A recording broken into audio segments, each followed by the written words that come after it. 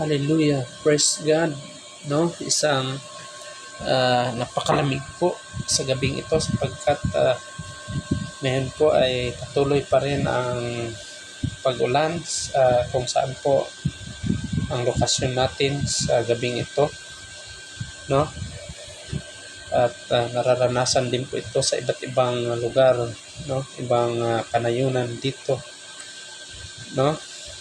Sa gabing ito ay bagamat po may mga naranasang mga kalamidad kaya ng baha sa mga panahong ito, ngunit ang pag-aaral po natin sa salita ng Diyos at pagbulay-bulay ng kanyang mga salita ay hindi po yan hadlang, no?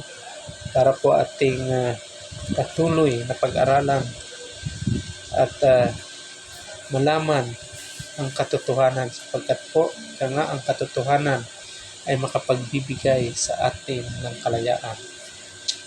Sa gabing ito ay ating pong pag-aralan, no? Ang totoong kahulugan ng buhay, no? What is your life? Ika nga. Kung ano ang buhay natin, ano ang tunay na definition ng buhay ng tao dito sa mundong ibabaw. Ano nga ba ang buhay ng tao? Ito ba ay ang buhay na kung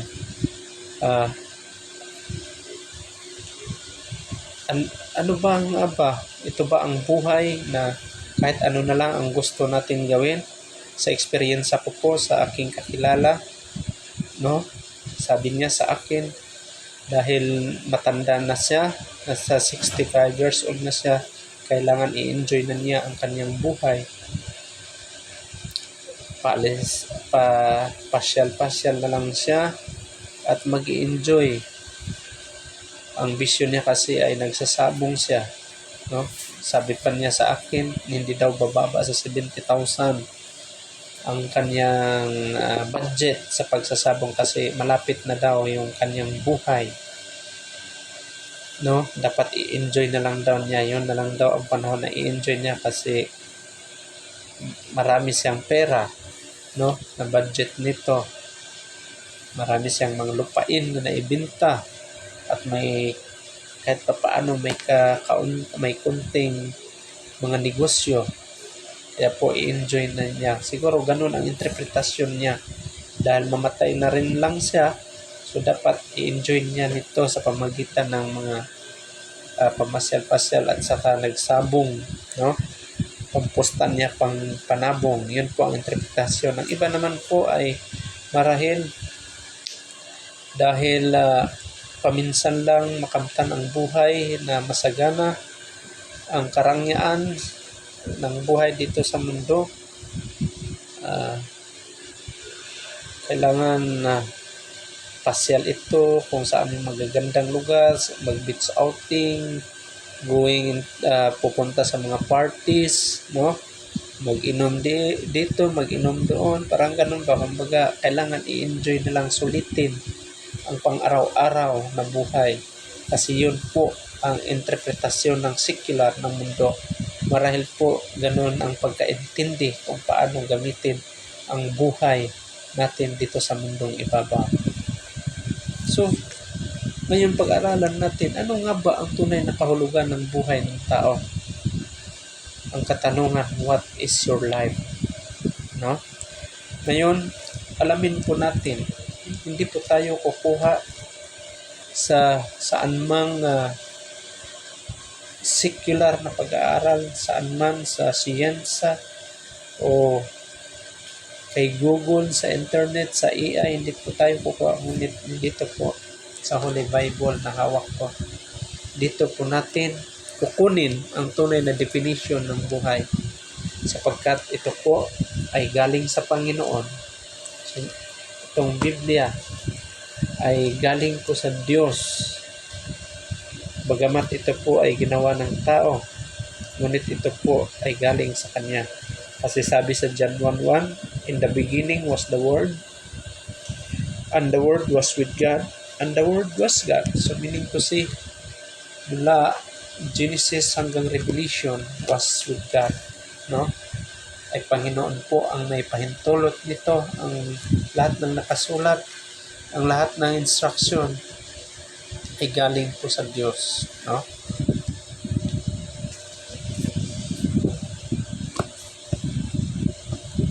No? Kung matatandaan po natin, no, nung panahon na tayo ay teenager pa, maririnig ko noon, sabi niya sa isang kanta, yung sino ako, yung hiram sa Diyos ang aking buhay, sabi niya.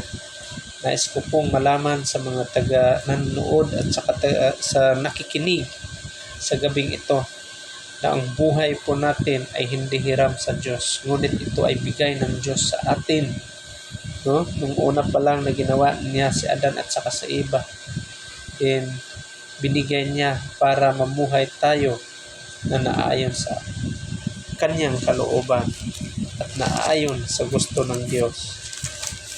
May sinabi po dito sa Book of James chapter 4 verse 14. Sinabi po dito, basahin po natin sa English na version, sabi niya, why you do not even know what will happen tomorrow? What is your life? You're a mess that appears for a little while and then vanishes, no? Ganun po ang pagkasabi. What is your life? It's like a mess that appears for a while and then vanishes, no? Ganun po kaliit, no, ang pag-interpret po ng Panginoon, no, na ang pag-define po ng salita ng Diyos na ang buhay natin ay maikli lang. Kung ikaw po ay nagluluto ng kanin, no, ng maluto na po ito, pagbuksan mo po ang isang kaldero, pagbukas mo, may umuusok, then at a matter of seconds po nawawala ito. Ganun po ang pag-interpret, ganun po ang logic niya ng buhay ng isang tao. Ganun lang po kaiksi, a matter of seconds. Ganun din po ang pag-define ng salita ng Panginoon patungkol po sa buhay ng tao. Kaya totoo po ang sabi ng Biblia, no? Do not boast for about tomorrow, for you do not know what a day may bring, no? Wala tayong maipagmayabang kung anong merong bukas kasi hindi natin alam kung ano ang hatid nito. So yan po ay ang kamatayan. So meaning to say, ang buhay pala ng tao ay may hangganan kasi sinabi din po sa Psalm chapter 90 verse 10, sinabi po doon, basahin po natin para po maintindihan natin na totoo pala talaga ang sinabi ng salita ng Diyos dahil nababasa po natin ito sa kanyang aklat, sa kanyang Holy Bible. Sabi nito sa verse 10, Psalm number 90 verse 10, sabi niya, our days may come to 70 years or 80 if our strength endures, yet the best of them are but trouble and sorrow. No, sinabi po doon, ang lifespan lang daw ng tao is only 70 years. Maaring aabot siya ng 80 years old but full of trouble and sorrow. Meaning to say, may limitasyon pa rin ang buhay ng tao, may hangganan. Kaya pala, pag namamatay ang tao, ang nakalagay sa lapida, yung date of birth niya at saka yung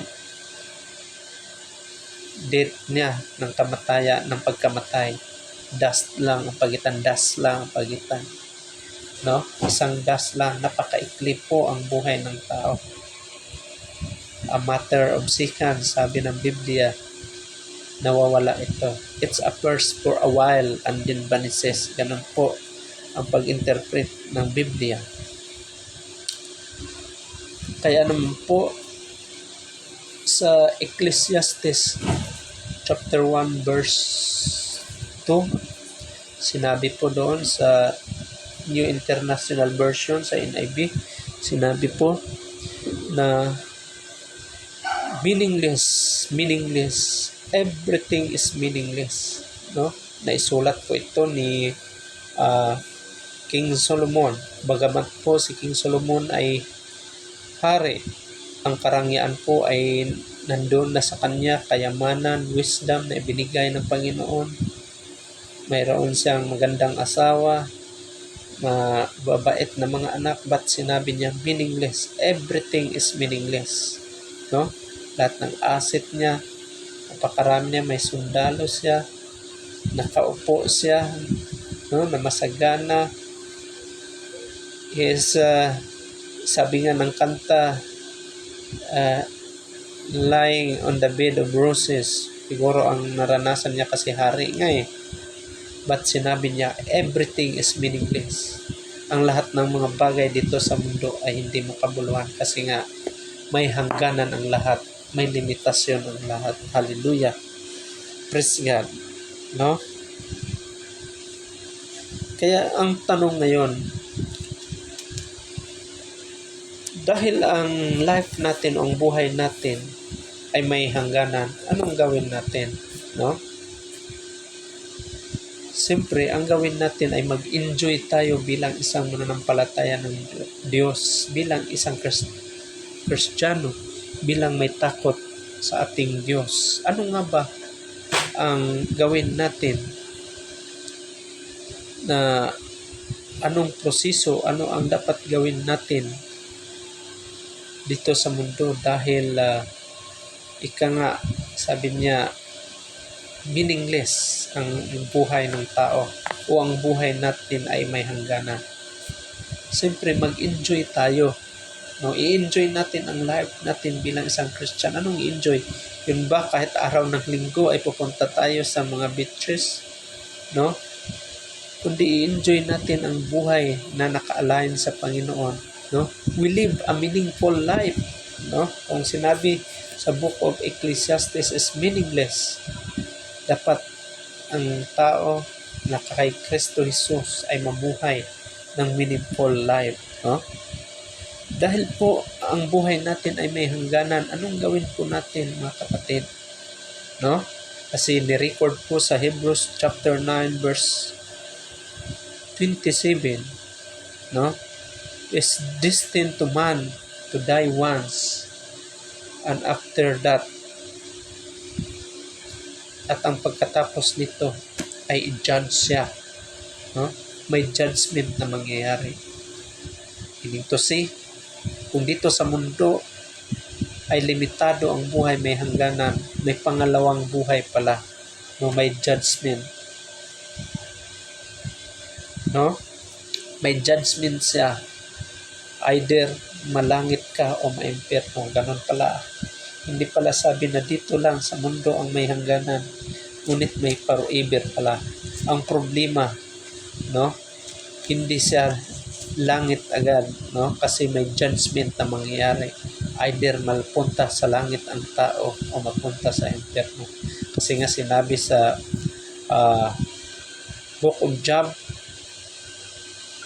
na determine ang buhay ng tao. Dahil determine siya, may hangganan. So, dahil ang tao po ay may hangganan, limitado, ngunit may pangalawang buhay po. Ang sinasabi, tanong doon, na mabuhay bang muli ang isang tao? Yes po. After that po ay nabubuhay po ang tao. No? May pangalawang buhay po. Ang lahat po ng mamatay ay mabubuhay po siya. No? Ang pangalawang buhay po ay ang kaluluwa natin. No? Ang kaluluwa natin ay i-judge po sa pangalawang buhay. Kasi po ang tao ay may tatlong klase po. 3 components ng isang tao, body, soul, and spirit. Ang katawan natin na tao, mailibing po siya, no? At babalik sa lupa. Ngunit may isa po na i-judge ang Panginoon, kundi ang soul po natin kasi eternal po ito, no? Sa pangalawang buhay po ito i-judge, mga kapatid. So, para maligtas po tayo dyan sa kapahamakan na yan na posible, no, mapunta tayo sa langit at impyerno, ano pong gawin natin? Bago po yan, mga kapatid, ang Biblia po ay nagpatotoo na may pangalawang buhay po kung saan i-judge ang tao. Una-una po sa sinabi ng Hebrews chapter 9, verse 27, na sinasabi po na mamatay isang bisis lang ang tao at sunod nito ay judgment po. At sinabi din po sa Revelation chapter 20 verses 11 to 15, naka-record po yan. Pag ang tao po na mamatay at sa pangalawang buhay ay may judgment, hindi po ang basihan po ng pag-judge sa atin, sa tao, sa ating kaluluwa. Ang basihan po ay ang mga libro po, no? Una, binanggit doon, buksan ang mga libro. Ang mga libro from Genesis to Revelation, kung paano natin inalam ito, kung paano tayo nagsik sa Panginoon, kung paano tayo, no, kung paano tayo namumuhay na naayon sa kasulatan, sa Word of God. Yan po ang basis, mga kapatid. At sa kasunod na verses po, sinabi doon, isa pang libro po ang buksan, no? Kunwari, ito blanco na part, ito binuksan, ito tiningnan ito kung nandoon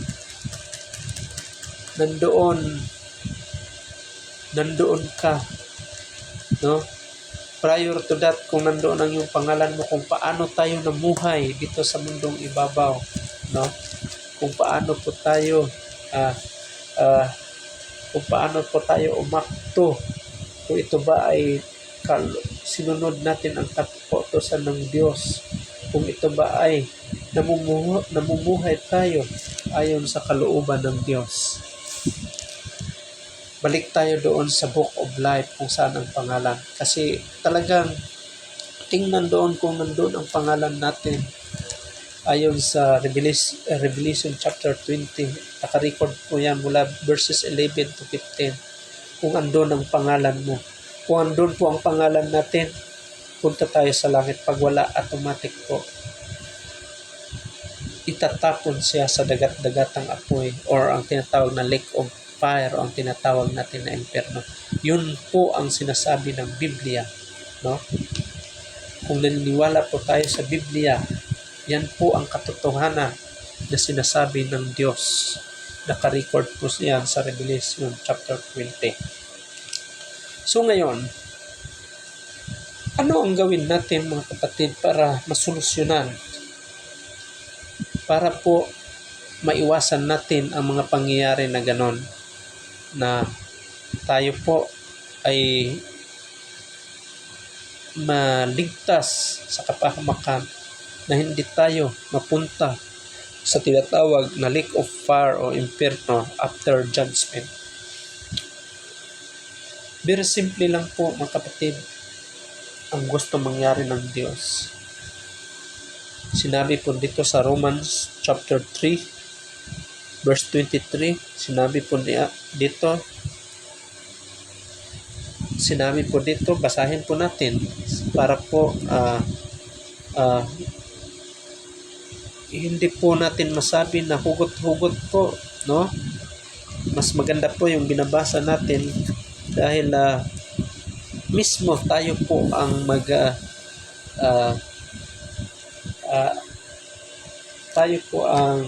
mag-conclude kung gaano katotoo, no? Hindi yung memorize lang, although na-memorize na, mas maganda basahin natin po dito sa salita ng Diyos. Sinasabi po sa Romans chapter 3 verse 23, ano pong pagkasabi? Sabi niya, "For all have sinned and fall short of the glory of God." No? Ang lahat po pala ay nagkasala sa Diyos. No? And fall short of glory of God. Na-i-record po yan sa Biblia, mga kapatid, na lahat po ng tao, ikaw, ako, lahat tayo ay walang perpekto sa harapan ng Diyos. Lahat po tayo nagkasala. Magiging mga magulang man natin yan, kapatid, mga anak, asawa, ninong, ninang, lolo, lula, basta tao ay nagkasala po sa Diyos. So ano po ang gawin natin dahil po tayo ay makasalanan? Simple lang, gaya ng sinabi sa confession po, sa statement ni King David sa Psalm chapter 51, sinabi po niya, siya mismo po ay nagrepent. Buong puso po niya. Sabi niya, "Create in me a pure heart, O God." Sabi niya, totally surrender po siya sa Panginoon. Sinusuko po niya ang buhay niya sa Panginoon. At na-born again po siya. No? At gusto ko lang po ipaalam sa inyo, no?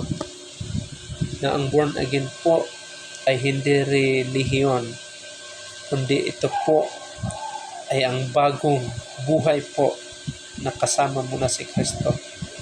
Una po, hingi po tayo bago natin i-explain ang born again. Una po, sabi niya, humingi po tayo ng kapatawaran sa Diyos. Pangalawa, tanggapin si Jesus na iyong Diyos at tagapagligtas, Lord and Savior. No? Dapat po tayo ay ma-born again. Yun po ay kautusan sa John 3:3. Sabi niya, you must be born again. No?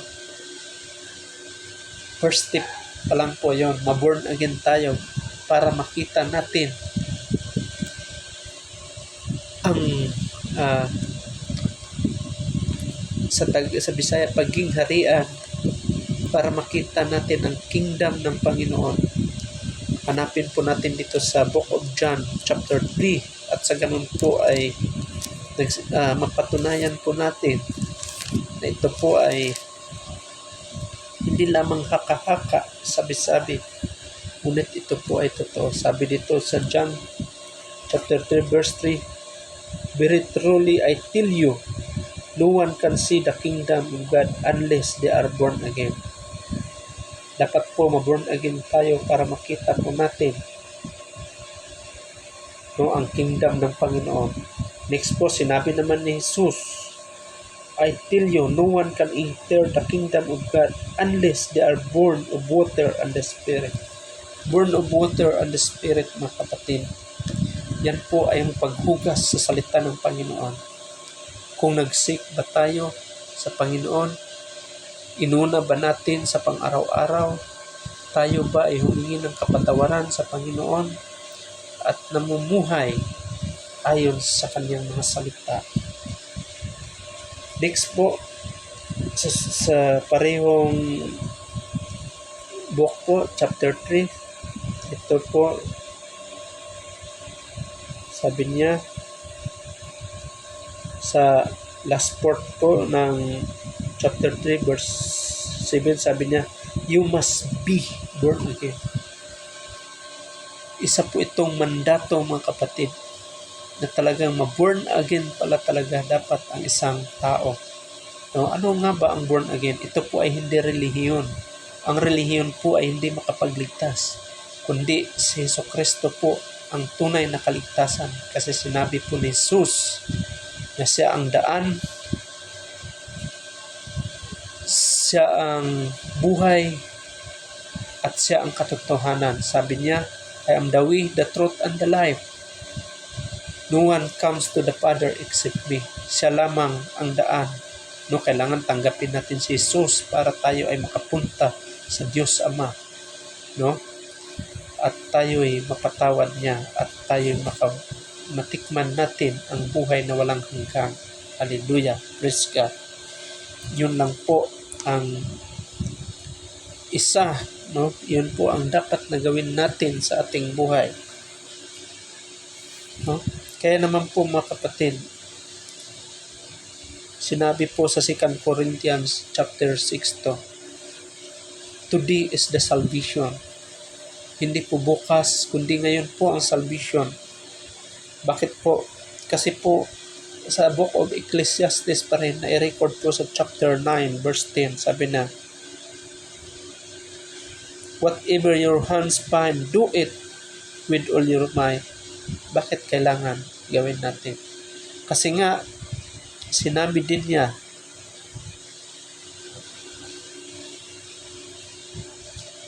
kung ano po ang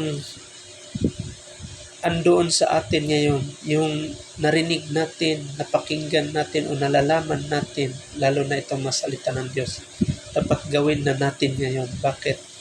Kasi sinabi niya sa chapter 9 verse 4 na sinabi niya, the dead know nothing, they have no further reward. So, pag ang tao pala mamatay na, wala na. Bakit?